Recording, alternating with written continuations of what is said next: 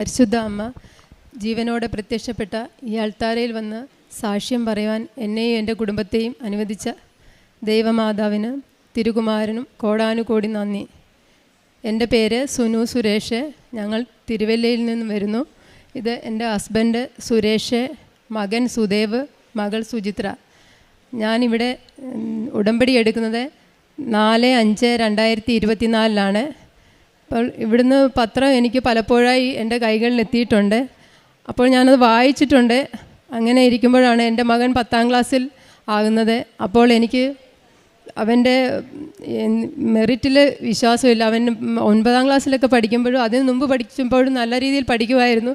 പക്ഷേ 9 ലാസ്റ്റൊക്കെ ആയപ്പം ഒത്തിരി ഉഴപ്പായിരുന്നു. അപ്പോൾ ഇപ്പോഴത്തെ ഇതനുസരിച്ച് 10ാം ക്ലാസ് പാസ്സാകണമെങ്കിൽ എല്ലാം നമ്മുടെ ഇതുകൊണ്ടേ പറ്റത്തുള്ളൂ. നല്ല രീതിയിൽ എഴുതിയെങ്കിൽ മാത്രമേ പറ്റത്തുള്ളൂ, അല്ലാതെ പാസ്സാകത്തില്ലെന്ന് എനിക്ക് ഉറപ്പായി.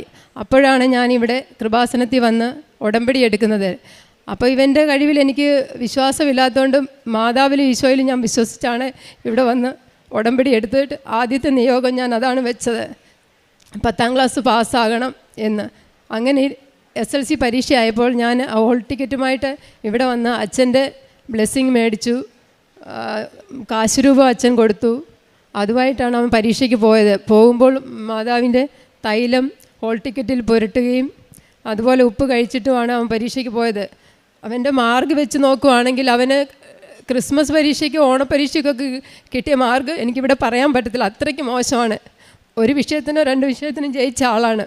പക്ഷെങ്കിൽ മാതാവിൻ്റെ അനുഗ്രഹം കൊണ്ട് 66% മാർക്കോടെ അവൻ പാസ്സായി. അത് കഴിഞ്ഞ് ഞാനിവിടെ വന്ന് മാതാവിനോട് നന്ദി പറഞ്ഞു. പക്ഷേ എനിക്ക് സാക്ഷി ഇതുവരെ പറയാൻ പറ്റിയിട്ടില്ല. അതിന് ഞാൻ മാതാവിനോട് ക്ഷമ ചോദിക്കുന്നു. അത് കഴിഞ്ഞ് പിന്നീട് അവന് ഞങ്ങൾ ഒരു സ്കൂളിൽ മാത്രമേ ഇത് അപേക്ഷ കൊടുത്തിരുന്നുള്ളൂ. ആ സ്കൂളിൽ തന്നെ കിട്ടണമെന്ന്, അടുത്തൊരു സ്കൂളാണ്. പിന്നെ ബസ്സിൻ്റെ സൗകര്യക്കുറവുകൊണ്ട് വേറെ എങ്ങും കൊടുത്തില്ല. ആ സ്കൂളിൽ അതിന് പോകുമ്പോഴും ഞാൻ മാതാവിൻ്റെ ഉപ്പും തൈലവും കൊണ്ടുപോയിട്ട് മാതാവിൻ വിശ്വാസപ്രമാണം ചൊല്ലി ആ ഉപ്പിട്ട് പ്രാർത്ഥിച്ച്, മാതാവ് എനിക്ക് ഇവിടെ തന്നെ എൻ്റെ മോന് അഡ്മിഷൻ കിട്ടണേ എന്ന് പറഞ്ഞു. അവിടെ തന്നെ അവൻ അഡ്മിഷൻ കിട്ടുകയും ചെയ്തു. അങ്ങനെ മാതാവ് അവിടെ നിന്ന് ഞങ്ങളെ അനുഗ്രഹിച്ചു. അത് കഴിഞ്ഞ് ഞാനൊരു തിരുവല്ലയിൽ ഒരു തുണിക്കടയിലാണ്, ചെറിയൊരു കടയിലാണ് ജോലി ചെയ്യുന്നത്. അവിടെ വെച്ച് എനിക്ക് വയറിന് ഭയങ്കരമായ വേദനയും അസ്വസ്ഥതയൊക്കെ ആയി. അങ്ങനെ 2-3 ആഴ്ച കഴിഞ്ഞ് ഇങ്ങനെ പോകുമ്പോൾ എനിക്ക് ആഹാരം കഴിക്കാൻ പറ്റുന്നില്ല, ഇരിക്കാൻ പറ്റുന്നില്ല, എന്തോ വയറ് വീർത്തിരിക്കുക. ഗ്യാസിൻ്റെ ഗുളിക മേടിച്ച് നോക്കി, ഒന്നും മാറുന്നില്ല. പിന്നെ ഞാൻ ഈ മാതാവിൻ്റെ തൈലവും ഉപ്പും എല്ലാം കഴിച്ചു. പിന്നെ ഞാൻ എന്നിട്ട് ഡോക്ടറെ അടുത്ത് എന്തായാലും അങ്ങ് പോകാമെന്ന് വെച്ചു. ഡോക്ടറെ അടുത്ത് പോയി. ഡോക്ടർ വയറ് ഞെക്കി നോക്കിയിട്ട് പറഞ്ഞു, അപ്പൻഡിക്സിൻ്റെ ആണ്, നിങ്ങൾ പെട്ടെന്ന് ഇന്ന് തന്നെ ബ്ലഡ് ടെസ്റ്റ്, വൈകിട്ട് തന്നെ ഒരു ലാബുണ്ട് അവിടെ വർക്ക് ചെയ്യുന്ന, അവിടെ പോയി ടെസ്റ്റ് ചെയ്യണം. എന്നിട്ട് ബ്ലഡിൻ്റെ റിസൾട്ടുമായിട്ട് പിന്നെ നാളെ സ്കാനും കൂടെ ചെയ്തിട്ട് നാളെ തന്നെ എന്നെ കൊണ്ട് കാണിക്കണമെന്ന് പറഞ്ഞു. അപ്പം ബ്ലഡിൻ്റെ റിസൾട്ട് കൊടുത്തു. ഞങ്ങൾ പിറ്റേ ദിവസം ഹോസ്പിറ്റലിൽ പോകുമ്പോൾ മേടിക്കാമെന്നുകൊണ്ട് ആ ബ്ലഡിൻ്റെ റിസൾട്ട് മേടിച്ചു. രാവിലെ സ്കാനിങ്ങിന് പോയി.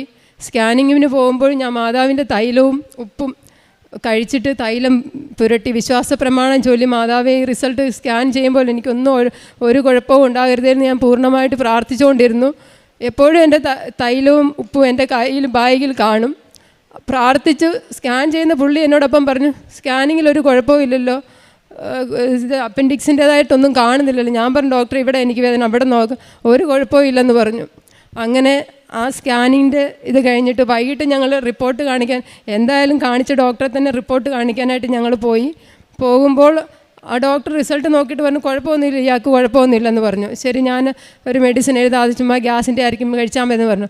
അപ്പോഴും ഞാൻ ആ ഗുളികയൊന്നും കഴിക്കാൻ പോയില്ല. എനിക്കറിയാം മാതാവ് പൂർണ്ണമായിട്ട് മാറ്റിയാണ്. അപ്പോൾ തന്നെ ഞാൻ മാതാവിന് നന്ദി പറഞ്ഞു. അതുകൂടാതെ മാതാവ് എനിക്ക് വേറൊരു അനുഗ്രഹം കൂടെ ആ സമയത്ത് എനിക്ക് തന്നു. അതിനായിരിക്കും എന്നെ കൂട്ടിക്കൊണ്ട് പോയെന്ന് ഞാൻ വിചാരിക്കുന്നു. അവിടെ ഞാൻ ആ ഹോസ്പിറ്റലിൽ ഡോക്ടറെ കാണാനിരിക്കുമ്പോൾ എൻ്റെ വീടിനടുത്തുള്ള ഒരു ചേച്ചി, ഞങ്ങൾക്ക് അവിടെ ഓതറയ്ക്കോട്ട് ബസ്സിന് റൂട്ട് കുറവാണ്, ബസ് കുറവാണ്. അപ്പം ഞങ്ങളുടെ അടുത്ത വീട്ടിലെ ചേച്ചിയൊക്കെ തിരുവല്ലയിൽ വന്നിട്ടുണ്ട്. അപ്പോൾ ചേച്ചി എന്നോട് എപ്പോഴും അവർ കാറിന് വന്നാലും എന്നെ വിളിക്കും, തിരിച്ചു പോകുമ്പോൾ ഒന്നിച്ച് പോകാൻ കൊണ്ടുപോകും. പകുതി വരെ ദൂരം ബസ്സിന് പോയിട്ട് ഞാൻ പകുതി ഇടയ്ക്ക് ഹസ്ബൻഡാണ് ബൈക്കിന് കൊണ്ടുപോകുന്നത്. അന്ന് ആ ചേച്ചി തിരുവല്ലയിൽ വന്നിട്ട് എന്നോട് ചോദിച്ചു, സുനു എവിടെയാണെന്ന് ചോദിച്ചു. ഞാൻ പറഞ്ഞു, ചേച്ചി ഞാൻ ഇന്നപോലെ ഡോക്ടറെ അടുത്ത് റിസൾട്ട് നിൽക്കുവാന്ന് പറഞ്ഞു. അപ്പോൾ 7-7:30 ആയി.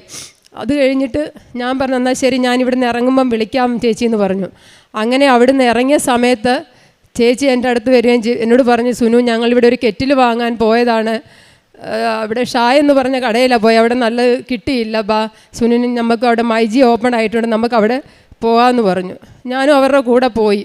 ആ കൂടെ പോയ സമയത്ത് അപ്പോൾ ഞാൻ നോക്കിയപ്പോൾ 650-450 ഉള്ളു കെറ്റില്ല. അപ്പോൾ ഞാൻ അടുത്ത് എൻ്റെ ചേച്ചിയെ ചെന്നൈയിലാണ്, എന്തെങ്കിലും മേടിക്കണം അവക്കൂടെ ഞാൻ മേടിക്കും. അപ്പോൾ ഞാൻ പറഞ്ഞു, എടി വിളിച്ചു ചോദിച്ചു, നിനക്ക് കെറ്റിൽ വേണോ, ഇന്ന പോലെ ഇത്ര വിലയേ ഉള്ളൂ. അപ്പോൾ അവൾ പറഞ്ഞു, ശരി നീ മേടിക്ക്, അപ്പോൾ നിനക്ക് ഒരെണ്ണം മേടിച്ച് എനിക്ക് മേടിച്ച് ഞാൻ പൈസ ഇട്ട് തരാമെന്ന് പറഞ്ഞു. അങ്ങനെ അത് വാങ്ങിച്ച് കഴിഞ്ഞപ്പോൾ പെട്ടെന്ന് ചേച്ചി എന്നോട് പറയുക, നീ അവിടെ ഒരു വാഷിംഗ് മെഷീൻ നോക്ക്. അപ്പോഴേ എനിക്ക് കടയിൽ പോകുന്നു വയ്യാഴിയൊക്കെ തുണി അലക്കലും രാത്രി വന്ന് ബുദ്ധിമുട്ടാണ്. അപ്പോൾ അമ്മയില്ല, അതിനെക്കുറിച്ച് ഞാൻ പറയാതെ അപ്പം അലക്കുന്ന ആ ബുദ്ധിമുട്ട് ദൈവം എൻ്റെ കണ്ടിട്ടായിരിക്കും. ആ ചേച്ചിയോട് പറഞ്ഞു, സുനുവിന് ഒരു വാഷിംഗ് മെഷീൻ നോക്കും. ഞാൻ പറഞ്ഞു, എനിക്ക് അതിൻ്റെ ആവശ്യമില്ല, വേണ്ട ചേച്ചി എന്ന് പറഞ്ഞു. അങ്ങനെ പോയി പിറ്റേ ദിവസമായപ്പം ഈ അപ്പുറത്തെ വീട്ടിലെ ചേച്ചി എന്നെ വിളിച്ചിട്ട് പറഞ്ഞു, സുനു നാളെ അവിടെ കടയിൽ നിന്ന് ഇറങ്ങുമ്പോൾ എന്നെ വിളിക്ക്, നിങ്ങളുടെ ചേച്ചി ചെന്നൈയിൽ നിന്ന് വിളിച്ച് പറഞ്ഞിട്ടുണ്ട്, സുനുവിന് ഒരു വാഷിംഗ് മെഷീൻ ചേച്ചി പോയി എടുത്തു കൊടുക്കണം, EMI വഴിയായിട്ട് ചേച്ചിയുടെ അക്കൗണ്ടിലോട്ട് പൈസ ഇട്ട് തരാം.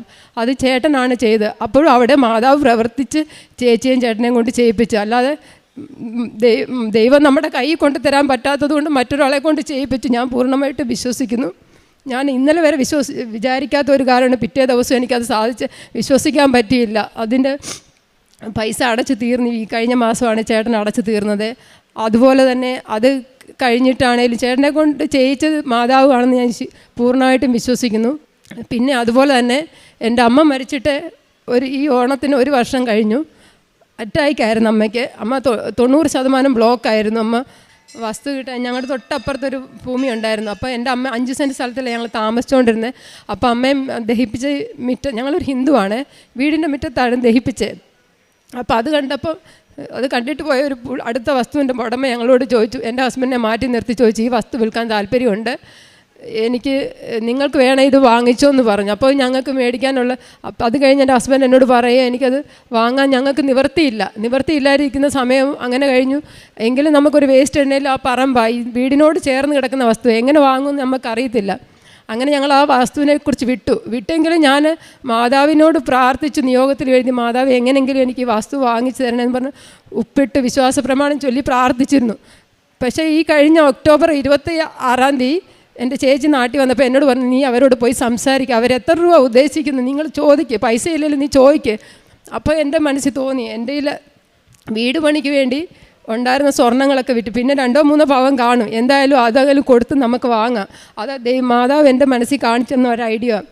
പിന്നീട് നമുക്കത് വാങ്ങാൻ പറ്റത്തില്ല, അപ്പുറത്ത് കിടക്കുന്നവരാരെങ്കിലും മേടിച്ച് കഴിഞ്ഞാൽ നമുക്ക് വാങ്ങാൻ പറ്റത്തില്ല. മാതാവായിട്ട് എനിക്ക് ഇപ്പോൾ സ്വർണ്ണത്തിന് വിലയുള്ളതുകൊണ്ട് അത് കൊടുത്താൽ നിങ്ങൾക്ക് വാങ്ങാമെന്നുള്ള മാതാവ് കാണിച്ചു തന്നാന്ന് ഞാൻ വിശ്വസിക്കുന്നു. അങ്ങനെ ഞങ്ങൾ അവരുടെ വീട്ടിൽ പോയി സംസാരിക്കുമ്പോൾ അവർ ഒരു എമൗണ്ട് പറഞ്ഞു. ആ എമൗണ്ട് നമുക്ക് വിചാരിച്ച് നമ്മൾ പോയ എമൗണ്ടിനേക്കാൾ ഒത്തിരി ഉയരെയായിരുന്നു. പിന്നെ ഞങ്ങൾ അവരോട് സംസാരിച്ച്, ഒന്നും കൂടെ നിങ്ങൾ എന്തെങ്കിലും അഡ്ജസ്റ്റ് ചെയ്ത്, നമുക്ക് ഒത്തിരി കടബാധ്യതയുണ്ട് വീട് വെച്ചതിൻ്റെ. അപ്പോൾ അവർ പറഞ്ഞു, ശരി ഒരു എമൗണ്ട് പറഞ്ഞിട്ട് ഇതിൽ ഉറപ്പിക്കാമെന്ന് പറഞ്ഞു. അപ്പം ഞങ്ങൾ ഇത്രയും ഉയർത്തിയതിൽ നിന്ന് താഴ്ത്തി പറഞ്ഞപ്പോൾ ഞങ്ങൾ അതിൽ സമ്മതിച്ച് പോന്നു കഴിഞ്ഞ് വീട്ടിൽ വന്നു കഴിഞ്ഞപ്പോഴും നമ്മൾ ഇച്ചിരി കൂടുതലായിപ്പോലും നമ്മളെ കൊണ്ട് താങ്ങാൻ പറ്റുന്നതിൽ അപ്പുറം അല്ലേന്ന് വിചാരിച്ചിട്ട് ഞങ്ങൾ പെട്ടെന്ന് ഞാൻ എൻ്റെ ഹസ്ബൻഡിനോട് പറഞ്ഞു, ഒന്ന് വിളിച്ച് അവരോട് സംസാരിക്കും, ഇച്ചിരെങ്കിലും കുറച്ചെങ്കിലും നമുക്ക് ഇച്ചിരി കൂടെ താഴ്ത്തി തരാൻ പറ്റുമോ എന്ന് ചോദിക്കാൻ പറഞ്ഞു. അപ്പം പുള്ളി പറഞ്ഞു, എനിക്ക് വയ്യ, നീ ചോദിക്ക്, നമ്മൾ ഉറപ്പിച്ചതല്ലേ, പിന്നെ എങ്ങനെയാണ് സംസാരിക്കാൻ പറ്റുന്നതെന്ന് ചോദിച്ചു.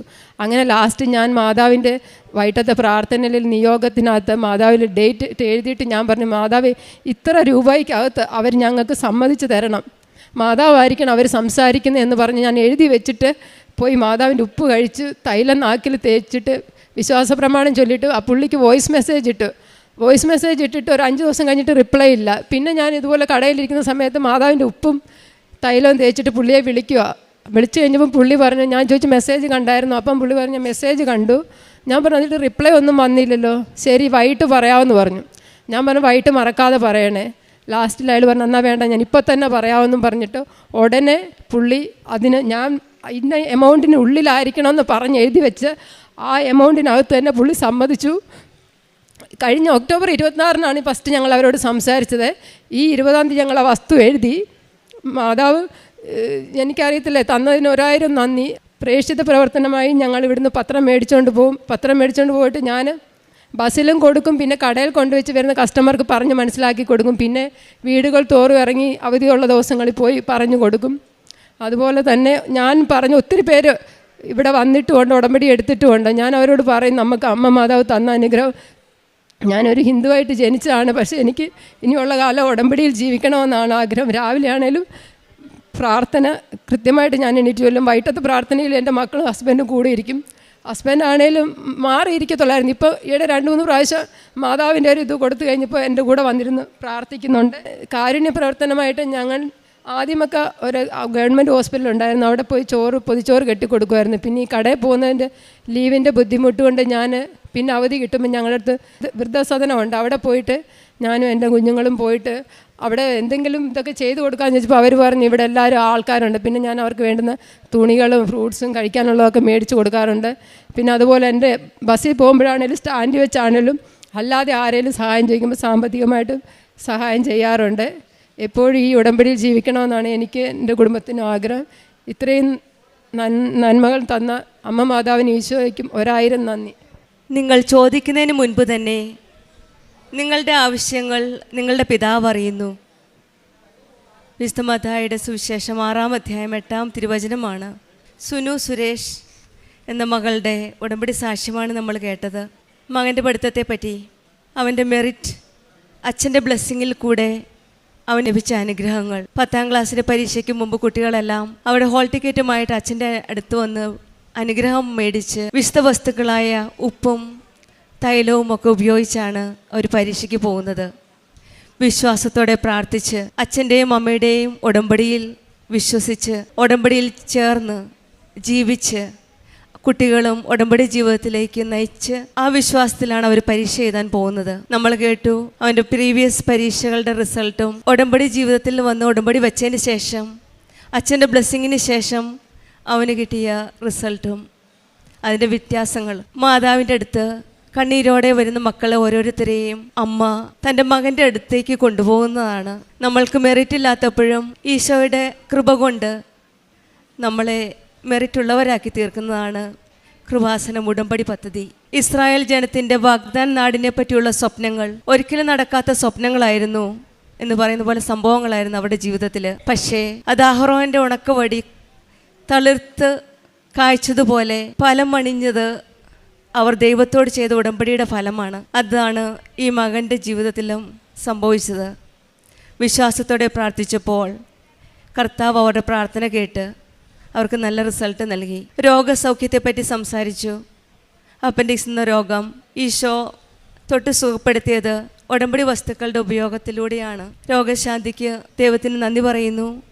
അതുപോലെ തന്നെ വസ്തു മേടിച്ച സാഹചര്യം, ഉടമ്പടി വസ്തുക്കൾ വീണ്ടും ഉപയോഗിച്ചു. വസ്തു മേടിക്കാനുള്ള ആഗ്രഹം അവരുടെ ഉടമ്പടിയിൽ വെച്ചു, നിയോഗമായിട്ട് സമർപ്പിച്ചു, പ്രാർത്ഥിച്ചു. കണ്ണീരോടും വിലാപത്തോടും ദൈവസന്നിധിയിൽ അർപ്പിക്കുന്ന ഓരോ പ്രാർത്ഥനകളും അലിവോടെ അനുവദിക്കുന്ന ഈശോയാണ് നമ്മുടെ മധ്യേ ഉള്ളത്. പരിശുദ്ധ അമ്മയുടെ മാധ്യസ്ഥയിൽ കൂടെ നമുക്ക് ലഭിക്കുന്ന ഓരോ അനുഗ്രഹങ്ങളും ഉടമ്പടി മക്കൾക്ക് മാത്രമുള്ളതാണ്. വിശ്വാസത്തോടെ പ്രാർത്ഥനയോടെ അമ്മയുടെ അരികിലേക്ക് നമ്മൾ വരുമ്പോൾ നമ്മളുടെ ഓരോ പ്രാർത്ഥനയും അമ്മ ഈശോയുടെ അടുക്കിലേക്കാണ് കൊണ്ടുപോകുന്നത്.